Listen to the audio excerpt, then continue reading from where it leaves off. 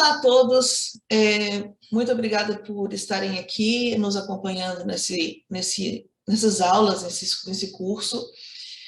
Para quem não me conhece, eu sou Cristina Matoshita, sou diretora científica da Sociedade Brasileira de Medicina Nuclear, sou diretora de eventos e patrimônios da ANRICS, que é a Associação Médica do Rio Grande do Sul, coordenadora do Serviço de Medicina Nuclear do INCER, Instituto do Cérebro da PUC do Rio Grande do Sul, e da Somark Diagnósticos de Joinville, em Santa Catarina. Quem está aqui comigo é o Diego, que está sempre do meu lado. O Diego, ele está comigo em tudo, então ele é membro do Comitê Científico da Sociedade Brasileira de Medicina Nuclear, e ele é médico do Serviço de Medicina Nuclear do Instituto do Cérebro da PUC do Rio Grande do Sul e da Somark Diagnósticos em Joinville, de Santa Catarina. Diego, seja bem-vindo. Obrigado, Cris. Obrigado, R2IBF, pelo convite. Obrigado quem está conosco, nos acompanhando. Obrigada, R2IBF, não só pelo convite, mas por trazer sempre novos radiotraçadores, por pensar em inovações para o nosso país, que está necessitado de novos marcadores, não só para o PET-CT, mas também para a medicina nuclear, né, em geral. Então, a gente vai começar essa primeira etapa, essa primeira aula, fazendo um geralzão, uma revisão sobre o PET-CT com marcadores beta-amiloide. E aí depois a gente faz uma segunda aula mostrando como que a gente analisa as imagens com marcadores beta-amiloides, tá certo? Então a gente vai começar, obviamente, falando da descrição que o Alois Alzheimer fez sobre a doença de Alzheimer. Ele descreveu uma doença única, envolvendo a córtex cerebral de uma paciente do sexo feminino de 51 anos de idade, com demência pré-senil, progressiva, e que quando ela morreu, na autópsia, foi visto duas anormalidades diferentes. A primeira é o que ele chamou de placas amiloides, que são essas imagens aqui em marrom, e a segunda de emaranhados de fibras neuronais, que são essas imagens aqui em preto que a gente tem. Essas anormalidades, elas ficaram como marcas registradas dessa doença que levou o nome dele, que é a doença de Alzheimer.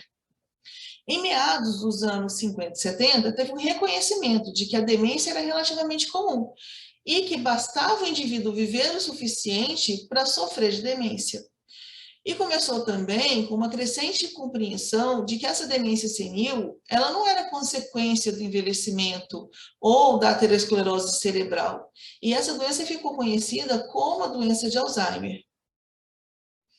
E à medida que esse tempo foi passando, graças a Deus, o nosso conhecimento sobre a doença também foi aumentando. E com isso, surgiu o nosso primeiro estabelecimento de critérios para diagnóstico de doença de Alzheimer em 1984.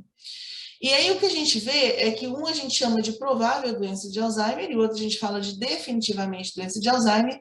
E a principal diferença que a gente tem são esses na verdade, quando a gente fala em definitivamente doença de Alzheimer, são os critérios clínicos mais a histopatologia. Então, é a visualização das placas amiloides desse emaranhado de fibras neuronais no pós-mortem, né, na autópsia do paciente. Ante-mortem, a gente não conseguiria prever ainda, ou melhor, a gente não conseguiria ter a certeza da doença de Alzheimer. Eu acho só importante a gente relembrar a época que a gente está falando, 1984. Não tem conhecimento muito estabelecido de radiofármacos modernos, neuromarcadores.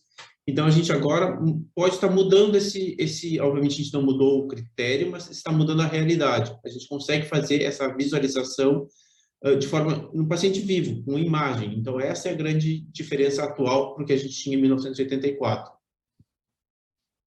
Obrigada pela situação no tempo, Diego. A gente tem que lembrar que a gente não tinha nem conhecimento sobre os biomarcadores nessa época, né? Acho que também é muito importante a gente, para a doença de Alzheimer, como contribuidor da doença de Alzheimer, um colaborador, Peterson, em 99, ele descreveu uma condição que chamou de comprometimento cognitivo leve, ou MCI, Mild Cognitive Impairment. E nessa situação, a gente tem uma preocupação refletindo uma perda de cognição relatada pelo paciente ou pelo informante, uma evidência objetiva de deficiência em um ou mais domínios cognitivos, normalmente incluindo uma perda de memória, preservação das atividades diárias, e o que conclui que o paciente não é demente, ele tem alguma deficiência, mas não é demente. aproximadamente 12% dos pacientes com MCI convertem para DA por ano. E se esses pacientes morrem por outras causas, muitos desses pacientes com MCI, quando foram para a autópsia, eles foram diagnosticados com DA, ou seja, tem a presença da placa amiloide e dos emaranhados neurofibrilares na autópsia. E, Diego, aonde que a gente está na doença de Alzheimer hoje? Bom, da doença de Alzheimer é das demências a mais importante mundialmente falando. 60% dos casos de demência são DA. Esses outros 40% eles se dividem em doença por corpúsculos de Levy, demência frontotemporal, demências vasculares, demências mistas. O critério clínico para o diagnóstico de provável DA, ele é estabelecido, mas ele tem uma sensibilidade de aproximadamente 70%, sensibilidade e especificidade, comparado então com a patologia. Então, significa o quê? Que os casos clínicos, a avaliação clínica está errada em aproximadamente 30% dos casos.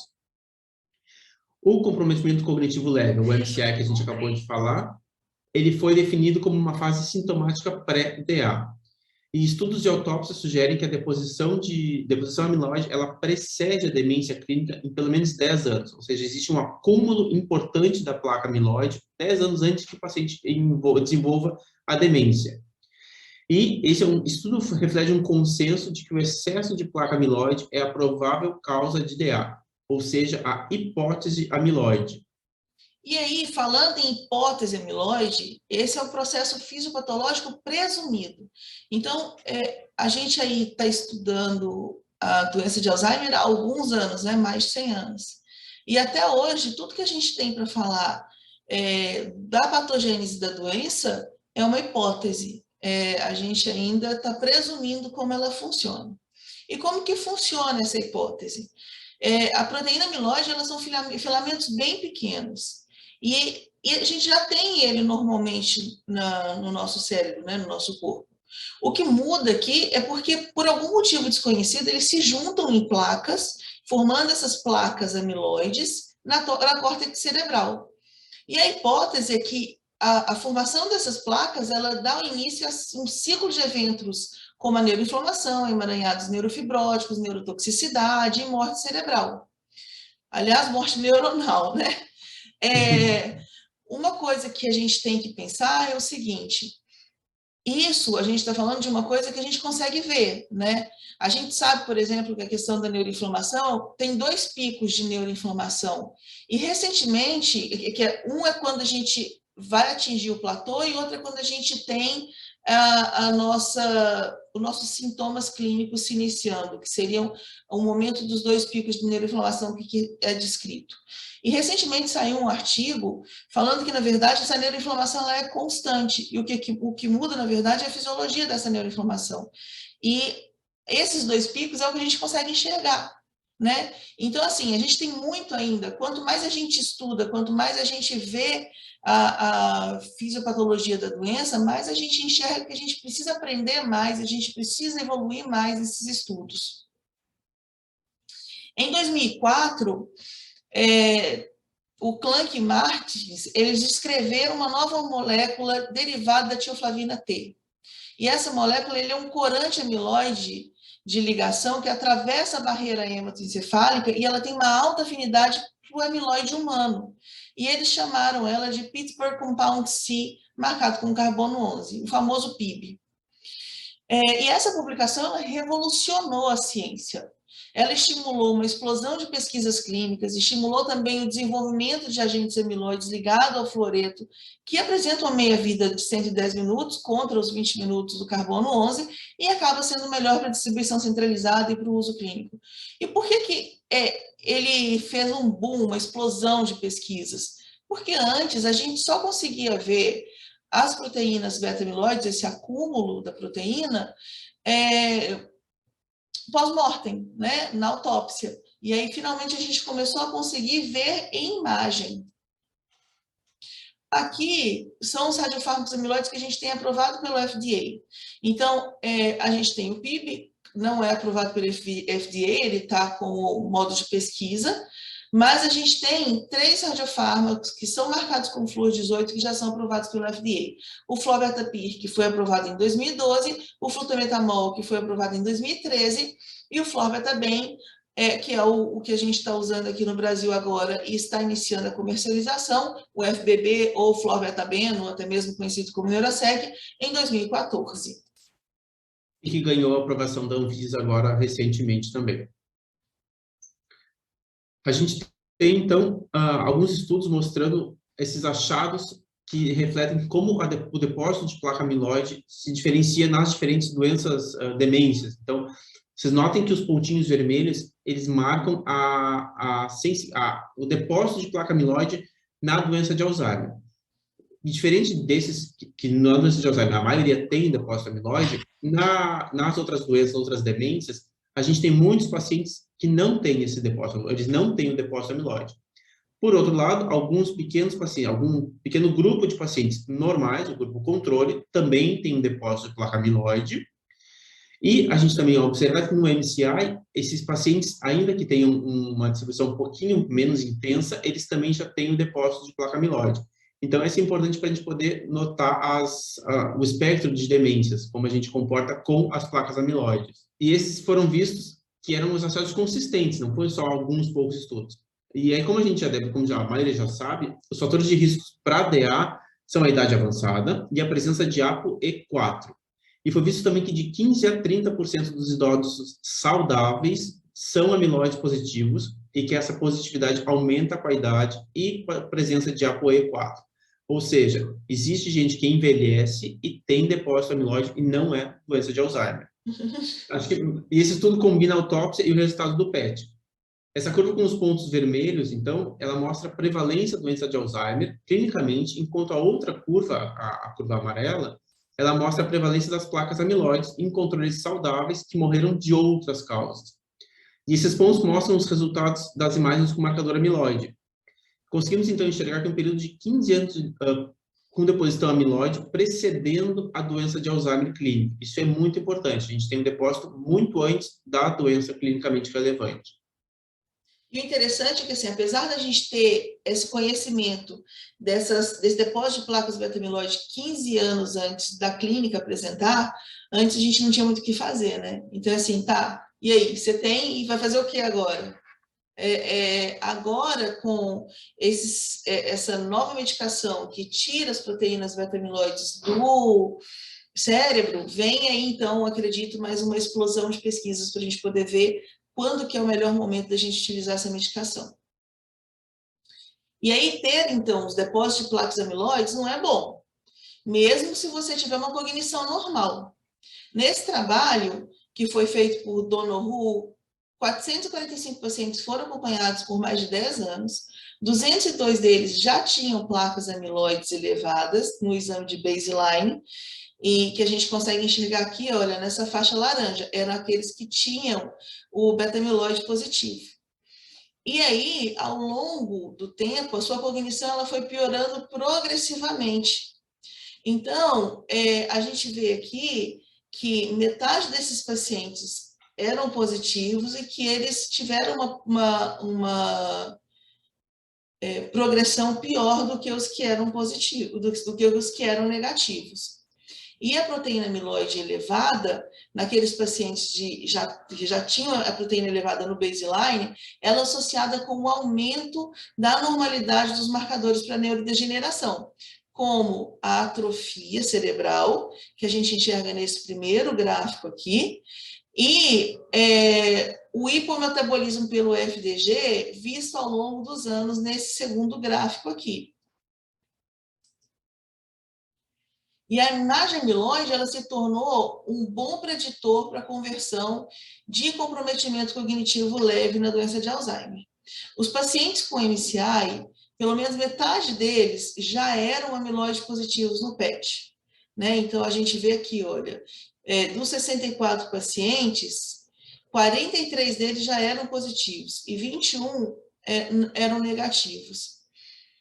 E o que acontece? 2/3 desses pacientes que já eram positivos, eles se converteram para DA durante o período de observação.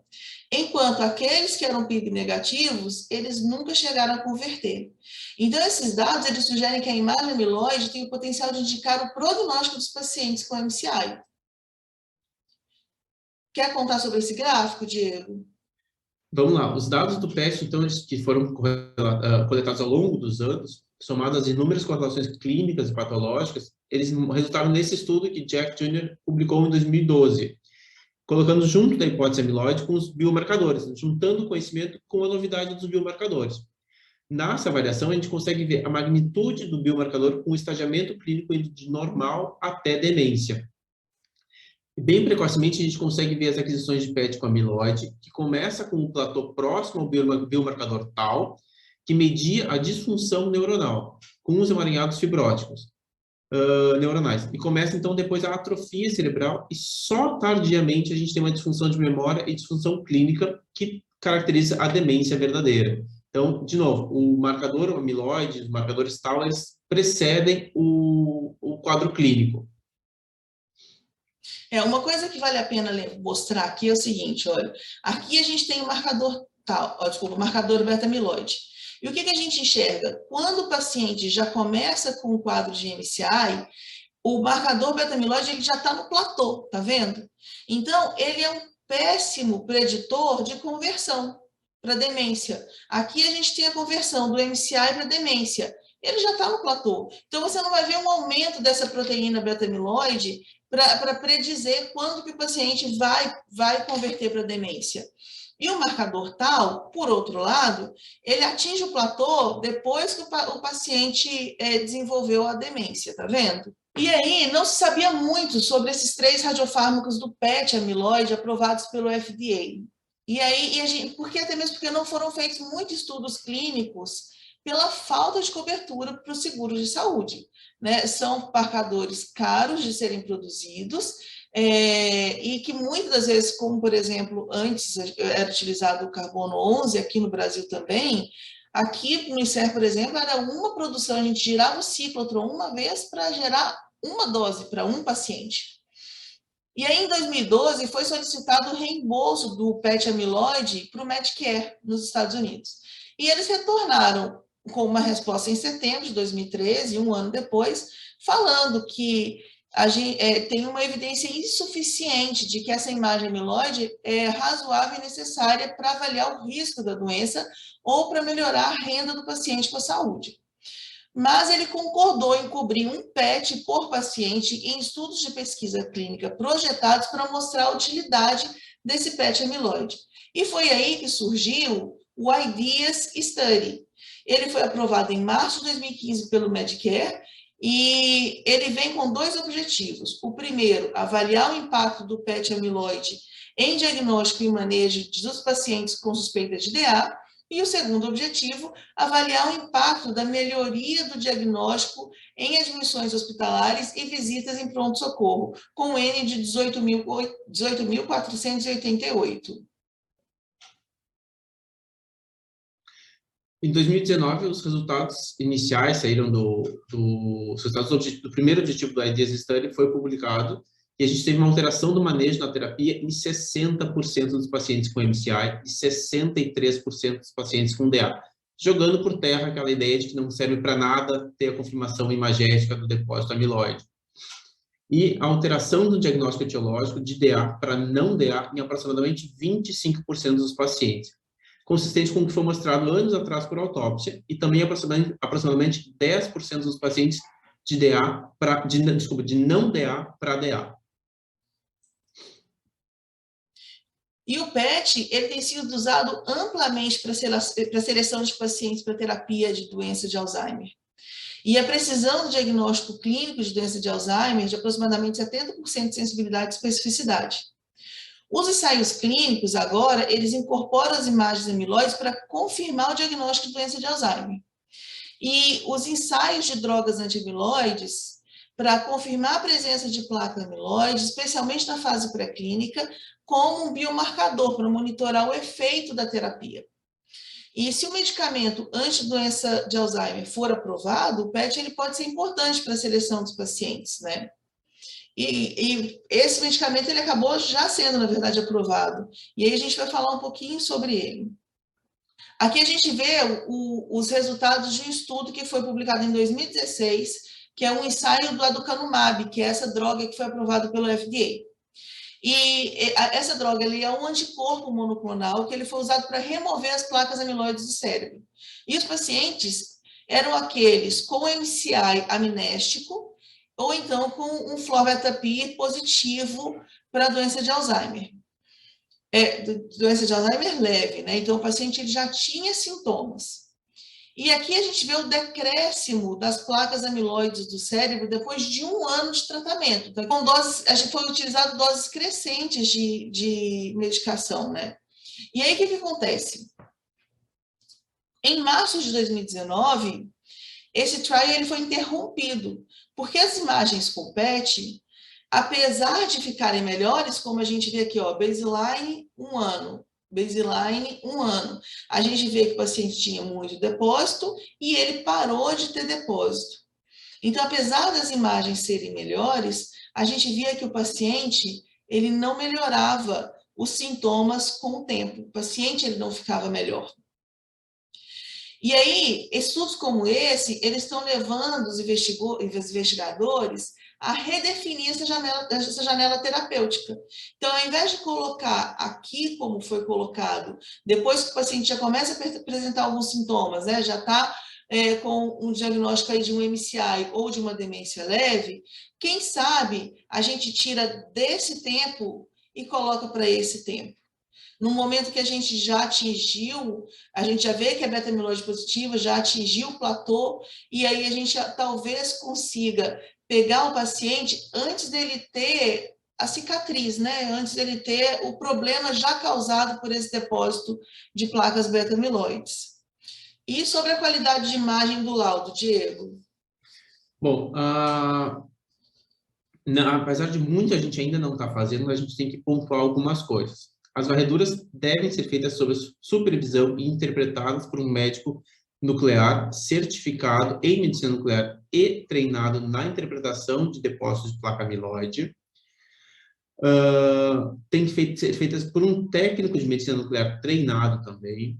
Os médicos têm que estar familiarizados com a anatomia do cérebro e ter, obviamente, então, como eu falei, a interpretação, o treinamento na interpretação da placa amiloide, do PET amiloide. E esses módulos de treinamento, eles são oferecidos pelos fabricantes. Isso não é uma surpresa. Antes de trabalhar com o material, o médico vai ser treinado.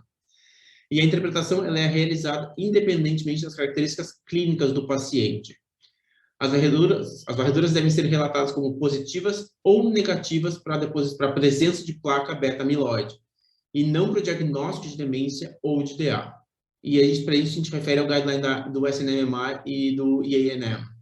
E assim, falando sobre o módulo de treinamento, é isso que a gente está tentando fazer aqui. Então, por isso que primeiro a gente está fazendo uma overview, antes de colocar para vocês como olhar as imagens, como interpretar as imagens. Então, a gente está aqui conversando primeiro sobre o assunto, antes da gente levar para a interpretação em si. Claro que se vocês tiverem qualquer dúvida, a gente está à disposição, podem entrar em contato. E aqui, então, olha, a gente trouxe para vocês só um resumo sobre a interpretação das imagens por marca. Apesar de ser algo bem parecido que a gente vai ver, independente da marca, independente de qual radiotraçador que a gente tem, foram definidas como eles precisavam colocar no FDA o protocolo deles, foram definidas escala de cor, qual o critério para varredura positiva e quais as regiões que a gente vai levar em consideração. E aí a gente vai falar sobre todos aqui, mas a gente tem que se atentar sempre ao FLOR-beta-beno, que é o que a gente vai ter aqui no nosso país. Então, o FLOR-beta-PIR, ele usou a cor invertida, e aí o critério vai ser sempre o mesmo, gente, é a perda do contraste do gray matter para o white matter, devido ao aumento de captação na substância cinzenta, no gray matter. E a região, então, que eles recomendam usar é maior do que um giro simples. O FLOR-beta-beno usa a cor linear, o aumento da captação do gray matter se estendendo para a margem cortical moderado versus o pronunciado, e a gente usa quatro regiões corticais. E o flutemetamol usa o colorido, aquele rainbow, e o aumento da captação do gray matter ou a perda de contraste gray matter white matter, e usa 4 regiões corticais e uma região na subcortical. Você quer falar, então, sobre o Amivid, Diego? O Amivid é o florbetapir. Então, a primeira coisa, a leitura é binária, sim ou não.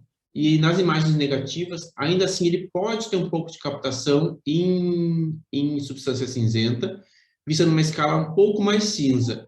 Enquanto nas imagens positivas, a gente tem uma perda de contraste de substância cinzenta com substância branca. E a captação atinge a margem cortical. A gente tem dificuldade de enxergar os tratos da substância branca. Então, a gente perde o padrão de sulcos, ela fica lisa. Isso é importante. Aqui, então, o florbetabeno. E aí, como eu falei, a gente usa 5 áreas da córtex que a gente coloca como referência, pegando o cerebelo, né? Então, aqui no negativo, a gente enxerga ainda essa divisão que a gente tem aqui no cerebelo. Quando a gente está no positivo, a gente não enxerga mais. Nos lobos temporais laterais, a gente já não tem mais aquela definição, a gente não enxerga bem mais a diferença da substância branca para a substância cinzenta. A mesma coisa aqui nos lobos frontais, é a questão daquele dedo de luva, né, que a gente enxerga toda a parte da substância branca, a gente tem delineado bonitinho, mostrando como se fosse uma aparência de dedos de luva. A gente perde essa aparência de dedos de luva, a gente traz uma captação mais difusa, chegando até a região da superfície do parênquima, a gente passa a ter uma borda mais lisa e arredondada, e nos lobos parietais também. Na região de pré-cúneo, a gente tem o esplênio, que é essa região aqui, olha, que a seta está mostrando, essa área redonda. A gente já não enxerga mais o esplênio quando a gente vai olhar a região do pré-cúneo. Então, aqui a gente tem uma visão axial das varreduras de Visamil negativa na esquerda e positiva à direita. Os cortes axiais, que cortam o polo frontal e a face inferior do esplênio, elas são mostradas numa escala de arco-íris. A imagem da esquerda mostra a preservação do padrão sulcal da substância branca nas regiões frontal e lateral, temporal lateral, com uma intensidade de cor que vai diminuindo para a periferia, bem como menos radioatividade nessas regiões estriadas. A imagem da direita, por outro lado, mostra a ausência do padrão sulcal da substância branca, com uma intensidade irradiando para uma borda convexa, bem definida, bem como mais radioatividade no estriado. Em ambas as regiões temporais, frontal e lateral, a intensidade é maior do que nas regiões de substância cinzenta da imagem da direita em comparação com as da esquerda. Quando a gente vai para o sagital, as varreduras de Visamil negativa da esquerda e positiva da direita são as fatias sagitais, elas estão ligeiramente fora da linha média num hemisfério, e são mostradas usando uma escala de cores também do arco-íris, que é a definição do fabricante. Na região do cíngulo posterior, que é superior e posterior ao corpo caloso, então ali onde a Cris está mostrando, a imagem da esquerda mostra uma intensidade abaixo de 50% do pico de intensidade, enquanto a imagem da direita mostra uma intensidade acima de 60% desse pico de intensidade. E a ponte ela é definida por aproximadamente 90% da intensidade máxima, ou seja, é normal ter essa captação na ponte. E descendo para a visão coronal, nas imagens ali de baixo, de novo, esquerda negativa, direita positiva. Esses cortes coronais estão localizados posteriormente a um corpo caloso. A imagem da esquerda mostra um padrão sulcal preservado, a substância branca nas regiões parietais inferiores, que não é evidente na imagem da direita. Em relação à imagem da esquerda, a imagem da direita mostra um aumento da intensidade nos cíngulos posteriores e aumento da extensão radial de alta intensidade nas superfícies laterais dos lobos parietais, particularmente evidente nas regiões parietais inferiores. Então, são exemplos dos nossos pacientes com PIB feitos no INSER. Aqui um exemplo das nossas imagens negativas e um exemplo das nossas imagens positivas, mais uma vez mostrando esse padrão sulcal bem descrito pelo Diego, que é quase um poeta, né, Diego? Comparado com o que a gente tem aqui no PIB positivo, essa perda dessa imagem sulcal, essa imagem mais lisa, né, mais cheia. A gente, com o PIB, a gente fazia o SUVR, e aí a gente fazia uma tabela de regiões, mostrando com correção de volume parcial e sem correção de volume parcial. Aqui um exemplo do nosso relatório, onde a gente falava sobre os achados visuais, falando de uma leitura quantitativa, colocando o SUVR, a gente usava com um valor de referência 1,42. E aqui foram os primeiros pacientes feitos com florbetabeno, o FBB, na nossa instituição ano passado. Mais uma vez aqui à esquerda mostrando as imagens negativas e aqui mostrando as imagens positivas. Mais uma vez vocês conseguem ver a perda desse padrão sulcal, a gente enxerga uma imagem mais esmufada, uma imagem mais lisa, né, mais cheia, diferente dessa imagem que a gente tem aqui à esquerda. Eu só queria fazer um pequeno comentário, antes da gente encerrar. A gente ali falou no SUVR 1,42, isso se aplica para PIB, para o Pittsburgh Compound, ligado no carbono 11. A gente não tem esse valor crítico de corte para Neurasec e fluorobetabeno. A gente tem uma identificação sim ou não, presença ou ausência. Então, isso a gente vai discutir mais para frente, mas acho que para ficar bem guardada essa diferença. Não tem número crítico para Neurasec e fluorobetabeno. Exatamente. E aqui, então, estão os nossos contatos. Vocês sintam-se livres para entrar em contato. Qualquer dúvida, a gente está à disposição.